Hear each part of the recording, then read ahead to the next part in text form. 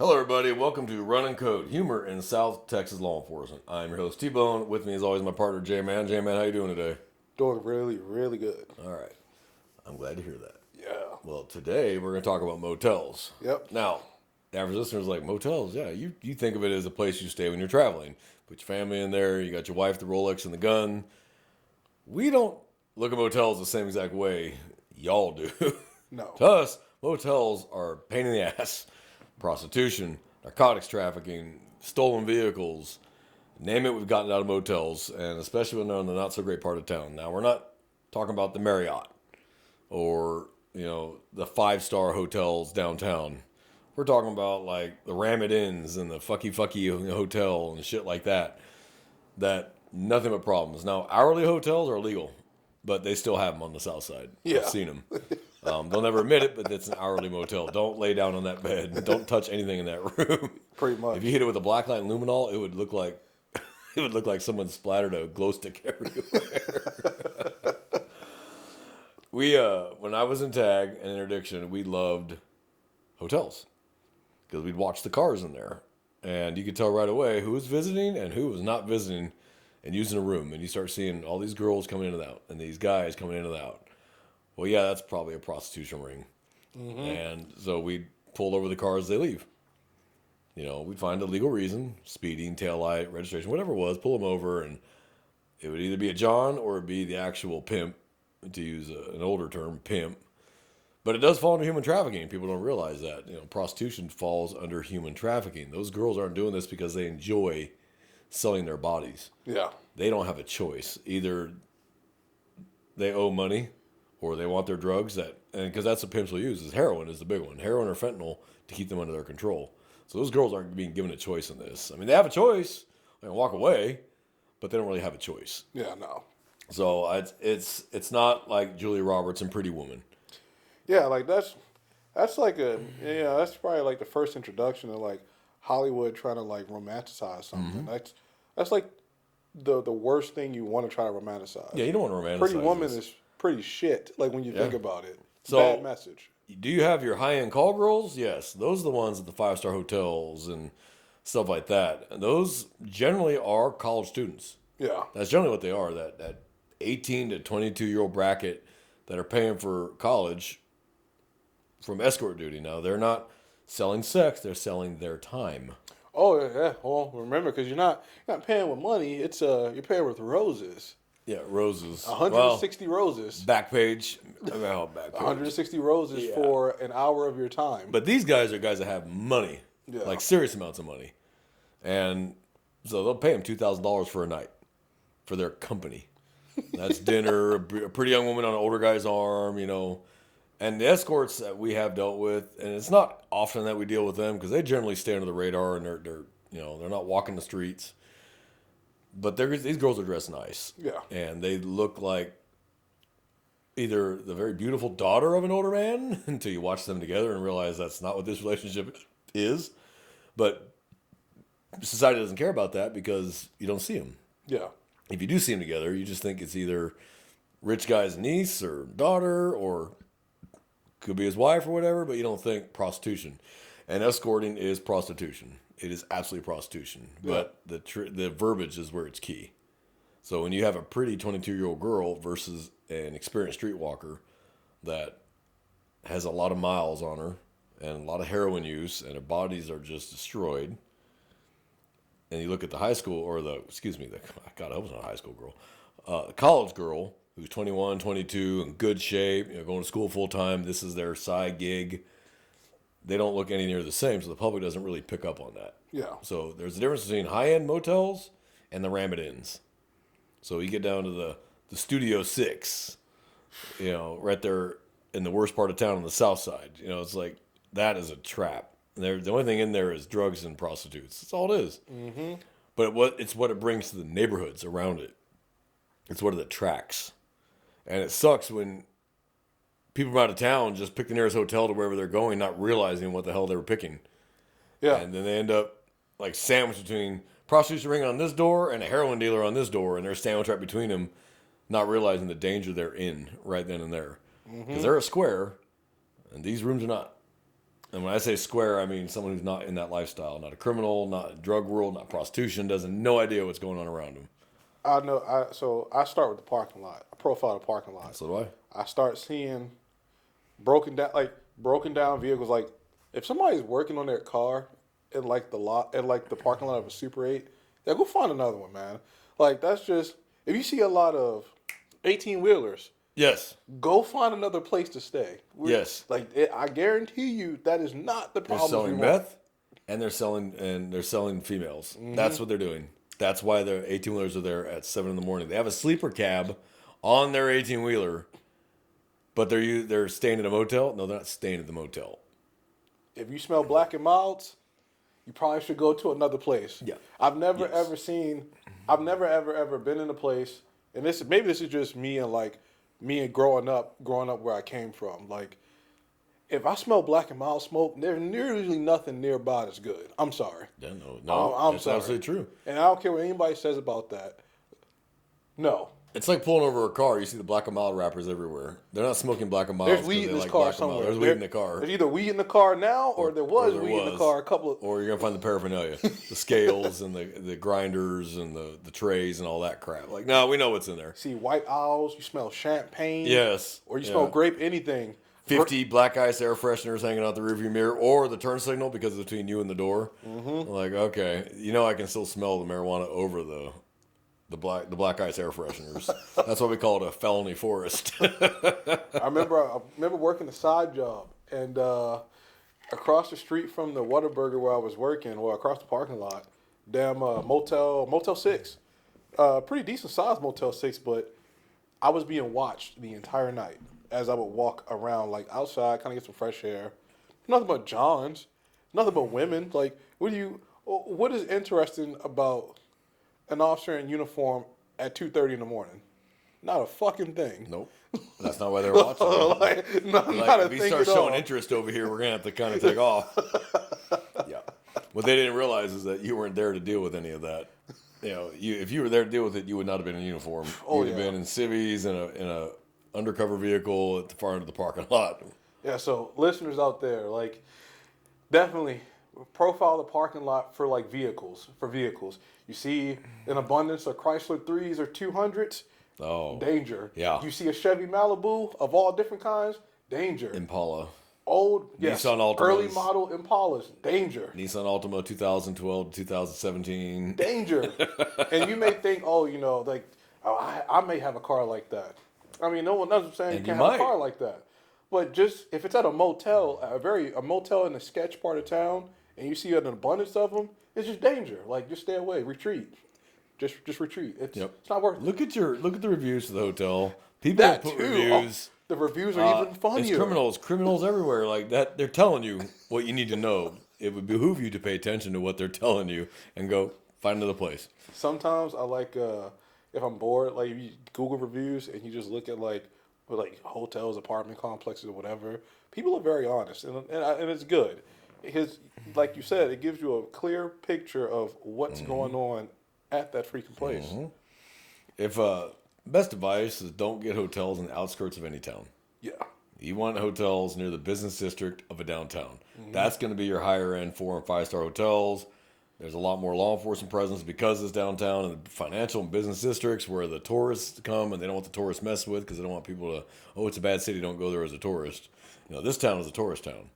We get people here to visit the Riverwalk and the Alamo and then all the basic trainees that graduate every week. And so we get 3,000 to 6,000 visitors every week from all over the United States and some parts of the world. So those hotels are nice hotels because they cater to the tourists and they don't want the crime and they don't want them getting robbed and mugged. And you don't want hotels anywhere on the outskirts of any big city, ever. And everybody here listening should know what a hood looks like, what the ghetto looks like. So if you're driving through the ghetto to get to your hotel, she'll probably tell you maybe you should cancel that reservation, turn around, and head inside the town and go closer to downtown to the business district. Yeah. Or the motels by the airport. Those are usually pretty nice hotels. Mm-hmm. You can tell a good hotel by just looking at it. Yeah. Look at the parking lot. Look at the cars, like he was saying. Mercedes, Beamer, Audis, Porsche, Lamborghini if it's high-end enough. Okay, you're probably not going to have problems. Look at the people walking in. Are they covered in tattoos? Do they dress like gangbangers? or they dress in normal, regular clothes. Now, we're not profiling for race, ethnicity, anything like that. We're profiling the cars, the way the clothing they're wearing, the tattoos they're displaying. That's what we're profiling, because we cannot profile for race, gender, ethnicity, religious, and disabilities, and I can't remember the sixth one off the top of my head. But we can absolutely profile cars, clothing, tattoos, absolutely, because they all tell a story that us as cops can read that story. It's a book to us. It opens to us. To you, as a normal person, may not catch it. Yeah. We catch it, though. We read it like a book, wide open for the world to see. So the only people that pay attention are criminals and cops. Criminals because they're looking for us, and cops because they're looking for everybody. That's the ones who pay attention. Regular people don't pay attention. I've seen it time and time again. Yeah. They're walking with their phone in their face. They're not paying attention to what's going around. They don't see that car creeping up behind them. They don't watch people watching them. What I tell people is if you're walking through a parking lot, keep your head up, put your phone away, pay attention to what's going around you, and if someone's looking at you, stare right at them. It's going to be awkward for them. And if they're up to no good, they're going to look away because they don't want you recognizing their face. They're going to get in their car and they're going to leave. Or make sure you keep cars between you and that person. Don't let them get near you. So if you're walking down one row and you see the guy here on this row paying attention to you, move over to the next row and walk that way. Keep cars between you and him. He'll realize he's being watched. He'll find another target. They're looking for a soft target. Yeah. Motels are no different. Yeah. Motels are no different. So motels bring all sorts of funny shit with them. We've had the calls, the motels. Here's what people don't realize. You're renting that room. So that's your room. Yep. And you have every right to privacy as if it was your house because you're renting it. But if the hotel decides you're gone and they pull that and say, we want them gone, now you can't stay any longer. Now we can come in there. So hotels will tell us we want them gone. They've been in that room 3 extra days, haven't paid. We smell the weed coming around underneath the door. We want them out of the hotel. All right, do you want them charged? No, just want them out of the hotel. Okay. We can come and trespass them. Okay, you can trespass them. Now we have a legal right to ID everybody. Yeah. All right, so knock on the door, open the door. We'll tell the motel, give us the master key. Open the door. The lock is thrown, get the bolt cutters. Click. Throw the fucking door open. Let's go, get out. And whatever we see in plain view, admissible. Yep. In fact, that's how they recovered that kidnapped girl in Iowa, I want to say it is. She was 10 or 11. Something like that. The guy had her for a couple of days, and of course, he was sexually assaulting her. Those officers showed great restraint. Great restraint. Don't want to taint the case. Put him away with the years. Well, when they forced the door, the hotel called and said, this guy's staying here with his daughter. He stopped paying. I want him gone. He's making a lot of noise and racket, which was her screaming in the middle of the night. No one bothered to call the police over a little girl screaming, which to tell you what kind of hotel this probably was. Yeah. Because if you try that at a 5-star hotel, you're screaming, trust me, the cops are going to be there along with security. Yeah.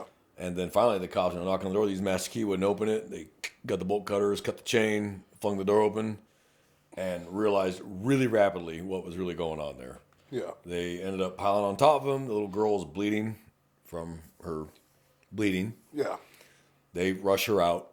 And this guy, he put up a fight, but those officers showed great restraint in not pounding this turd into the pavement. Turns out he'd been continuously raping this girl for the last several days. She was like 10 or 11. So the hotel wanted them gone. They had the probable cause to enter the room. The courts upheld it. Go conviction. Yep. Nope. The hotel wanted them gone. So they no longer have residency. Get out. Because you can't squat in a hotel. Yeah. That's different than squatting in a private residence, which, don't get me started on squatters. That is amazing to me. Whole another separate episode. That's, oh my God, that's a whole, I cannot believe how hard it is to get somebody out of your house that broke in and started living there while you're on vacation. It shouldn't be that hard. Charge them burglary and kick them out. Mm-hmm. But when they claim squatters, it turns into a shitstorm. I don't get it. But motels and hotels is a different story. That's a business, not a private residence. You paid money, you failed to pay, get out. Yep. So you have an expectation of privacy inside your hotel room, your house, your apartment, because you're paying.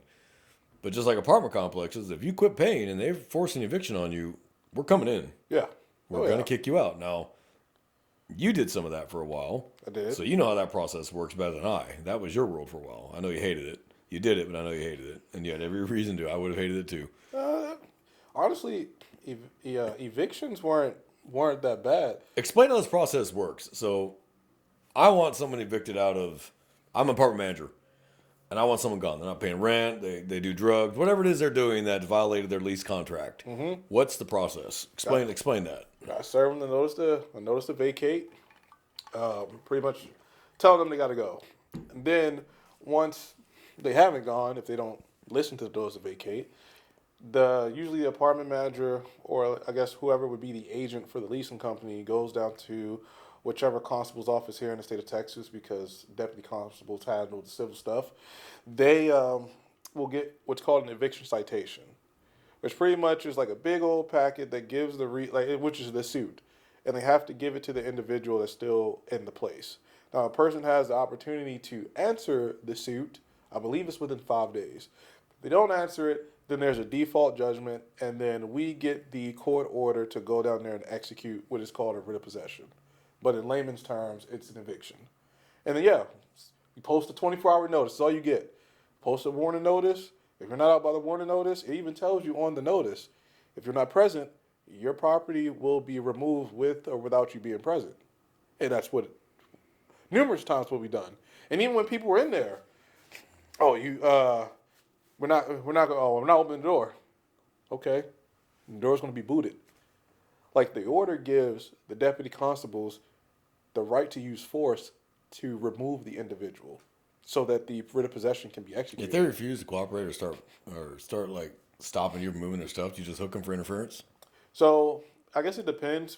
There is a Class C charge for interference with civil process. So from what I'm mostly seeing is for those individuals, they get detained, get put in the back seat. As long as they calm down, they're not allowed back in the residence because they have no legal right to be there no more. So then they just, hey, you stay out here, go get a U-Haul, come back, park it at the curb, and you wait while they're bringing the stuff out, or you just come back and get your stuff. But you got to get out of here. How many times you run across an on-site arrest, something in plain view? Honestly, the times that I've did it, never really, because most of the evictions that I've done, people are already gone. Now, there has been times where some of my colleagues, as soon as you find something in plain view, like a gun and you run into stolen drugs, the eviction process stops. It stops. It's done. No one's moving anything, because now it's a crime scene. And now you got to process it like a crime scene. Really? What if it's just a small bag of coke? Bag it, evidence, take the dude, and keep moving the crap out. Nope, stops. Oh, so it's not worth your time to find anything. That's why usually you tell the movers and everything, this is not a let's peer through drawers and look in the cabinets or anything like that. Pick up the furniture and put it outside. That's all you gotta do. But some of the things you find during evictions I'm are just, sure. I don't know, man. Like that's just a whole nother thing for And the another person will day. show up and look like a normal Joe, and then they have a sex dungeon in another room.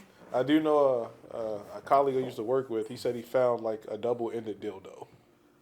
Yeah, I've that seen was that like in that was like cars. left behind, but it was like I guess it was left in a weird position, and then he asked the person if they wanted to come and take it, hey, do you want to leave it behind? I mean, because no one wanted to pick it up, and rightfully so. But you got gloves on. I mean, just pick it up and throw it in a box. It's not the worst thing I think you're going to find. No, but you don't want to touch it either. Yeah. I just double glove, very gently drop it and roll it up in a trash bag and drop it into the trash bag. Yeah, that's a biohazard. Yeah, and then for those people that like to destroy, they like to destroy the property before they leave. Yes, I've seen that. Like, what are you doing, dude? Okay, well, you're going to get charged with that too, because they're going to sue you for all that damage, and that's just going to follow you. Mm-hmm. So a double-ended dildo is not the worst thing you want to find in an eviction. No, I can imagine that's actually pretty mild. A pile of human shit is probably going to be the worst thing you find, because now it's a biohazard, and you can't even execute it no more, because there's a shit pile. Oh, that's disgusting. Now you got to hire a bio company to come. Oh, that's the funniest thing I had was in terms of finding stuff like that, which is semi off topic. It wasn't a motel, but this woman said she thought there was somebody in her house. Her burglar was going off and the door was open. So I got there with my partner. All right, stay outside. We'll clear the house. Make sure nobody was actually in the house. So we're clearing this house. It's a nice house, nice neighborhood. She was a very pretty woman. Very nice neighborhood. Just regular, upper middle class, clear the whole house. And when I open the master closet, you always have your guns out when you're clearing houses because it never fails. I'll be in the last closet you open the door on. And by that time, you've already holstered your gun because you're bored, and here he comes on top of you. So always have your gun out. Open the closet door. No, don't see nothing. Then I see another door, like another door going into another space, but the light's on underneath it. I'm like, oh, he might be in here. I was like, hey. And I pointed down at the door, and I said, I think he's in there. So we get ready, and we both, hey, dispatch, give us the air. Fling the door open. Nope, nobody's in there. It's an entire sex dungeon. An entire S&M sex dungeon. Sex swing, sex toys, you name it, it was in there. It looked like someone took an Adam and Eve store and blew it up and puked it out in this room. It was just like, we're just staring around like there was a swing, there was a Sibian, there was that where you, I don't know what the name of the damn thing is. You lean into it and they lock your arms in your head. And I was like a yoke? Yes. I mean, name it on the shelf here. Had every kind of lube you could think of. Condoms. At least she was using condoms. I was like, okay, no one's in here. Just close the door. Don't touch anything. Walk all the way outside. Ma'am, your house is good. And your upstairs is good. And she turned immediately 3 shades of red. I was like, you know what? I'm not saying another word. That's your business. It's your right. You're an American. God, hey, your boyfriend's a lucky man or friends or whatever. Have a good day. We immediately split. I thought about that for years. Laughed my ass off because you would look at her and never, ever in a million years. She was dressed very nicely, very professional car, professional jewelry, just and a beautiful woman. You would never think she was Marquis de Sade up there. I was like, oh my God. Well, yeah, things aren't always as they seem. That's like rule number one in law enforcement. That is a fact. That's rule number People one in law tell enforcement. you what they want you to know about them. Yep. It's never as bad as you think it is. Usually. Trust me, if you were telepathic, you would be horrified at most of your friends. You do what? Oh, man. Motels, really no different. Because honestly, if people live in the area, like when I run through motel and hotel parking lots, I run the plates on the cars. If I see plates of people that live here, always kind of a little bit of a red flag. Because you live in this city, why do you need a hotel? Now, could it be innocent? Yes, it could. They could be having their house fogged. Could be having work done on their house. It could be visiting somebody that came into town, staying at that motel. Yeah, there's a million reasons, but it's still kind of a little bit of a red flag. We'll do some research on the owner of the car, run their criminal history, like they have a history of narcotics and prostitution, stuff like that, and then we'll start paying attention to it. So U-Haul trucks. Rider trucks, pay attention to those in the parking lot. Run those. Yeah. If it's something that starts tweaking our interests, rental companies will tell us anything we want to know. There's a law enforcement line to every law or rental agency in the United States. We can call them on the LE line. I'm Officer so-and-so of this agency. I'm taking a look at your truck right now. It's parked in this really weird place. Can you tell me who's renting it? And they will tell you everything you want to know about who's renting it because it's not protected information. Yep. It's their car. They'll give you their name, date of birth, address, phone number. And you just run it and go, oh, he's wanted. He's got warrants. He's got history of narcotics trafficking, whatever it is. Right. We'll start watching it. We get the dog out. I can call Cannon over there and just have him walk the truck. And if the dog starts going batshit on the truck, I have probable cause now to get a search warrant and open that truck. Yep. And then find out what's going on. And by then, usually people come out, hey, that's our truck. Yeah. Have a seat. I would have stayed in my hotel and kept my mouth shut. Especially if we find what we think we're going to find in here. So there's a lot of criminality that goes along in motels and hotels, and good, smart officers pay attention to what's happening in motels and areas they work because they know the area. So pay attention to the ebb and the flow of what's going on there. What doesn't look right? What looks normal compared to abnormal? Yeah. You see normally like a Monday through Friday, and it's very dead quiet, but then one day this week, it's just traffic. Yep. Well, that's probably prostitution. Or narcotics, or both, because they kind of do go hand in hand. Yeah. One room will be heroin, the other room will be prostitution. Yeah. And you just get your blow to go out the door. So pay attention to that. You'll start stepping into some good felony stuff real quick. Mm-hmm. And I made it the point for the hotels in my area to go talk to the clerks, get to know the clerks, get to know the clerks at your gas stations, and get to know the clerks at your hotels. They see everything that's going on. They know who's doing what. They know where they're going. Yeah. And if you treat them right and talk to them with respect, they'll tell you things. obviously don't rat them out to the people you catch. Don't make them a target because they're willing to help you, because they ain't gonna help you again if you make them a target. Yeah. But hey, hey, I saw this really weird shit out of room 211. What's going on there? Well, the maid said she found XYZ. Okay, good to know. All right, I didn't hear it from you. And take off. Act like getting a cup of coffee or something and take off. Yeah. You don't want to rat them out. But they know. Homeless people know everything. Oh, yeah. Homeless people see it all. They do. And everybody ignores them. But they know who's dealing, who's selling, where the stolen cars are being taken. They know it all because they all buy their drugs from the same sources. And everybody in the shithead world knows everybody. Yeah. So they're a wealth of information. If you treat a homeless person like a human being and talk to him, you will get a huge intel boost. So I don't treat the homeless like shit. Some of them are there for their own, accident, drugs, whatever it is. It's not my job to judge them. Mm-hmm. I treat them like a human being. I'll get them water. I'll get them a soda. I'll get them food if I have it. I'll give them a cigarette every now and then, and they will tell me everything I want to know because I treat them like a human. Most officers don't treat them like human. Very true. The only thing I get mad at them for is when they're walking between the cars and the cars are driving. I'm like, get out of the road so you don't get hit. I don't want to work a fatality. Yeah. Other than that, if they want to panhandle, hey, you know what? I call that free enterprise capitalism. Who's poor and who's smart? And a lot of these guys, they make such good money from panhandling. If they actually didn't push it all towards mainly drugs or booze, they'd live in very nice houses. Yeah. Because these guys make $70,000, $80,000 a year tax-free panhandling. It blows your mind when you find out how much these guys make doing it. But most of it goes to drugs. Yeah. Otherwise, they'd be living in the Dominion in a very nice house and just, dress down for the day, go to your intersection, come back to work. Come back home, shower, and, But sadly, a lot of them are obviously hooked on narcotics or their booze. And I feel bad for them, but like I said, they are a wealth of information and a conduit of information. They'll tell you anything you want to know if you treat them human. Treat them like shit, they'll shut down on you and never talk to you again. Yeah. And I mean, probably it's the mostly negative contact with law enforcement because Mostly they are. A lot of them do have warrants. yeah, warrants, people calling on them because they're in a place or they're at a business and the business doesn't want them. Somebody who's working there at the business doesn't want them there anymore. Yep. So we're always like we're playing the shuffle game. Yep. Yeah. So, but you're right. It works for mostly a lot of people. You just talk to them right, show the respect, and you get the respect in return. Mm-hmm. It's not always this. Oh, I'm going to force you to do this because my badge, my uniform says so. Yes and no. Just kind of. It's not really. You're not really going to get the response you want. Yeah. A homeless guy told me about a murder he had witnessed, and he had tried to tell the patrolman who got to the scene first, and they basically told him fuck off because he was homeless. Mm-hmm. And he was trying to tell him what he had seen, and he got a full view of the entire thing.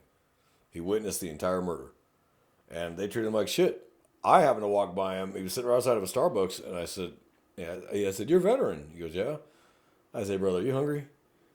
And I bought him a cup of coffee, and I bought him a sandwich from Starbucks. And I gave it to him. I said, "Here, man, eat something. You need to eat something." Because I'm not going to feed his drug habit, but I'm going to make sure he's fed. Yeah. He goes, "Hey, can I talk to you for a minute?" Yeah. And he told me about the homicide he witnessed. Gave me all the details on this homicide. It was believable. It was good information. I didn't know about the homicide the night before. I wasn't on. Mm-hmm. And it was a city case anyway. But I called PD Homicide and said, "Hey, did y'all have a homicide last night?" I gave them the area, and they said, "Yeah. Well, I have your witness, except he's homeless." And he tried to talk to the officers, the patrolman on scene, and they told him basically fuck off because he's homeless. But he watched them murder a homicide. He's your key witness. They were pissed at the patrolman, and rightfully so. Those patrolmen failed to do their job. What's the first thing you look for when you get to a scene? Witnesses. Yep. Did anybody see this occur? That's the one you want to corral immediately. What were they driving? What were they wearing? What did they do? Were they black, white, tall, short, thin, fat? What'd you see? That should have been their very first responsibility. And they failed. Yeah. So, and the guy, I didn't go asking the guy about anything. I just gave him food. But because I treated him like a human being, he gave me information. Now, I don't know whatever happened with that case. I never heard anything else about it. This was years ago. I mean, for all I know, it could have been worthless, but that's not your job to decide that as a patrolman. Yeah. If someone says, "I witnessed a murder," you ain't going nowhere. Have a seat. Yeah. You don't have to be in handcuffs. You're under arrest, but you are not leaving. And these guys failed in their job. That's pretty miserable. Yeah. Yeah, that's very... Because he's homeless. He was a veteran, Marine. He'd fallen on hard times. and I'm a veteran, so that really just kind of like I saw the Globe and Anchor. Oh, okay. Yeah. You're a Marine. You're a veteran. Oh, I'm gonna feed you, brother. I'm not giving you money because I don't have any, but I'm gonna feed you. So much for that cop salary, right? Yeah. Supposed to be rich, right? Yeah, right. Yeah, ghetto rich. Sucks when a criminal's making far more than you, and it's like this is something wrong in this world. But again, capitalism. Yeah. Deciding who's poor and who's smart. So, I don't know if you've ever seen the show Parks and Recs. I've seen a little bit of it. Yeah. Ron Swanson, that's my hero. I love Ron Swanson. That it's just like I channel him. You know? Crying is only acceptable 2 times: funerals and the Grand Canyon. Yeah, Parks and Rec's a good show. Yeah, I thought that was a great show. But Ron Swanson's definitely my spirit animal. So, motels is just it's one of those things that just people don't pay attention to it. And if you actually start paying attention to it, you'll pick the right hotel. Yeah. If you don't, you're going to end up pissed off in the wrong hotel, mad that you're stuck next to this crap all night long, and you paid for it and you're stuck. So, listeners, please do your homework before you're going to stay in a strange city that you don't know anything about and pick a hotel. Go closer to the business district or near the airport. Generally going to be much better hotels. Yep. You might have to drive a little bit, but you're probably not going to get your shit robbed or get yourself robbed or mugged in the parking lot because you walked up on the wrong thing happening. Or be in a roach motel or someplace with shitty, smelly sheets and a smelly room. And yeah. Pass. Yeah. So, listeners, I hope you enjoyed today's show. We're glad that we're back in the saddle, rolling this again. We got more great content coming out. Again, please check out our YouTube channel as well, Running Code on YouTube. Everything you hear is also, you can see it and you can watch the actual episode if you want to do that, or if you just want to listen to us on whatever your podcast, whatever you use for podcasts, our platform, whatever you use, great. Tell your friends, tell your family. Brothers and sisters, keep yourselves safe. It's a dangerous world out there, and we've already lost so many officers since the first of this year. It's nonstop. Yeah.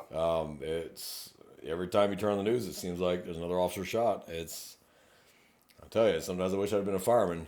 But I want to be a first responder. For our firemen, that's a joke. So, and our listeners, we appreciate your listening to us. So, Jamie, anything to add? Nope, nothing to add. All right. Well, then from J-Man and myself here at Running Code, wish you all a good week, and we're out of here.